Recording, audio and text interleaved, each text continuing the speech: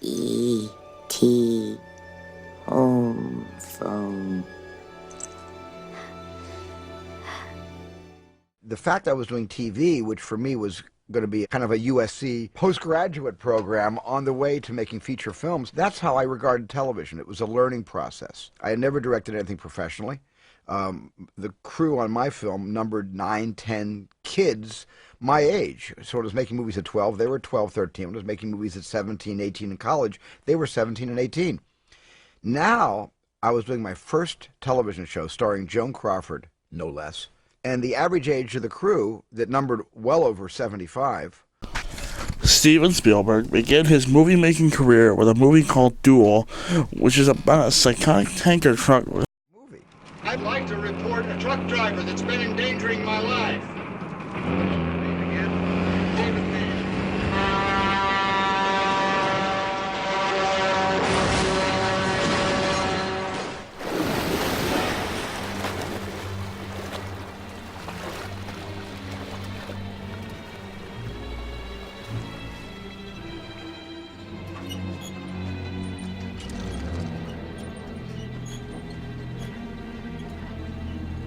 You're gonna need a bigger boat. When I first read The Galleys that Dick Zanny gave me of the Peter Benchley book, Jaws, came back the next day, read it that night, came back the next day and I said, I really want to direct this. I hope you can hire me.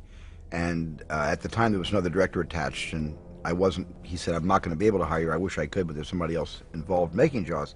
And then circumstances prevailed where I did have a chance to direct Jaws a couple of months later. But I said, you know, I really want to make this because this is Duel of the Sea. Not only that, but a Polish poster of Duel. It had the truck with a huge mouth like a shark. So the whole front of the truck was kind of open like it was about to scoop up the car.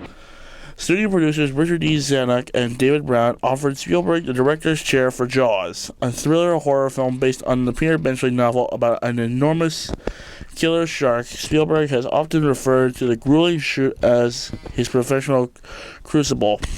We were called out to see the first shark test. The first time the shark was going to be in the water and was going to, you know, perform, you know, like Esther Williams. And so Dick Zanny, David Brown, and I were in a small support boat. It was like a Boston whaler.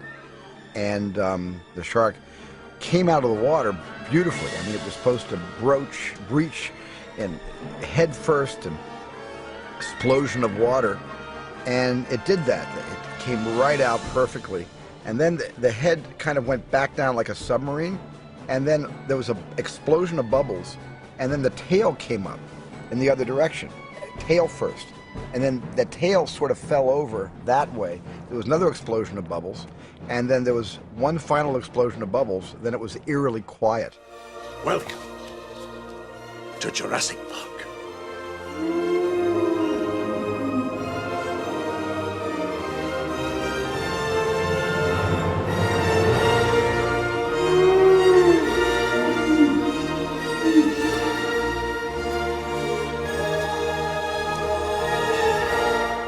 In 1993, Spielberg returned to the adventure genre with the film version of Michael Crichton's novel Jurassic Park, about a theme park with genetically engineered dinosaurs with... I'd want to make a dinosaur picture all my life, because I'm a huge fan of Ray Harryhausen, but I could never find a realistic way to do dinosaurs until Michael Crichton figured out a science that would make it almost allowable, which is, hey, if a mosquito bites a dinosaur 150 million years ago, it gets trapped in amber, and is preserved in amber, and you extract the DNA from the blood inside the mosquito of the Tyrannosaurus Rex, can we not bring back the T-Rex?